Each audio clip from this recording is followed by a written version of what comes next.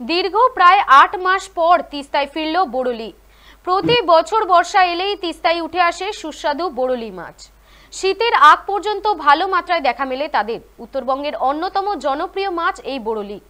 মূলত ৩ থেকে ৪ মাস এই মাছের পরিমাণ বেশি থাকে তিস্তায়। তবে বর্ষা এলেই বেড়ে যায় বড়লি মাছের আগমন। উত্তরবঙ্গবাসী তো বটেই, পাশাপাশি এখানে ঘুরতে আসা বাঙালি পর্যটকেরাও এই মাছের স্বাদে মুগ্ধ। তাই এই ভরা বর্ষায় এখানে ঘুরতে এলেই বড়লি মাছ চেখে দেখেন না এমন কেউ নেই। এই কারণেই প্রত্যেক বছর তিস্তার বড়লি মাছের চাহিদা থাকে তুঙ্গে। এবছর জুন থেকে বর্ষা প্রবেশ করেছে উত্তরবঙ্গে। তবে এক নাগাড়ে বৃষ্টির কারণে এবং পাহাড় থেকে নেমে আসা জলরাশির কারণে তিস্তার জল ঘোলা কমেছে বড়লির সংখ্যা। মাছের সংখ্যা কমলেও চাহিদা তুঙ্গে উত্তরবঙ্গের রূপালী শস্য এই বড়লি মাছের। যদিও এবছর আকাশ ছোঁয়া বড়লি মাছের দাম।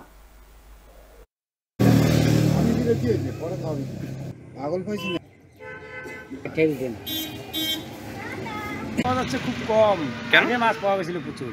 কেন কম পাওয়া যাচ্ছে কেন? ওই যে বন্যা হওয়ার পর থেকে মাছ সব মারা গেল। আপনি কি রোজ দিন যান? রোজ দিনে যাই আমি। মাছের ব্যবসা। বন্যা মানে কোন বন্যা? ওই যে বন্যাটা হয়ে গেল, সিকিমের বন্যাটা হয়ে গেল না, তারপরে তিস্তায় কি মাছ কমে গেছে? আর তারপরে ওই যে বন্যাটার পরে একটা কাদা এসে গেছিল, জল তো নাই, মনে করলে কাদা, সব মাছ বগলের চাইপে সব মাছ মারা গেছে। মানে বড়লি তেমন ভাবে পাওয়া যাচ্ছে না? না, বড়লি পাওয়া যাচ্ছে না, হঠাৎ দুই একটা পাওয়া যাচ্ছে। এখন জলটা একটু পরিষ্কার হচ্ছে তো, অল্প অল্প আসছে। কিভাবে চিনবো বড়লি ওটা? ওই যে হলুদ, পেট হলুদ, ওইটা চিনবে। এখন পেট হলুদ, যখন মানে আশি যাত্রী ভাদরে হবে তখন পেট হলুদ হবে না, তখন সাদা হবে, জল পরিষ্কার হবে, তখন পেটটা সাদা হবে। আর এখন কেন হলুদ কেন? এখন হলুদ হচ্ছে জল ঘোলা হলে পেট হলুদ।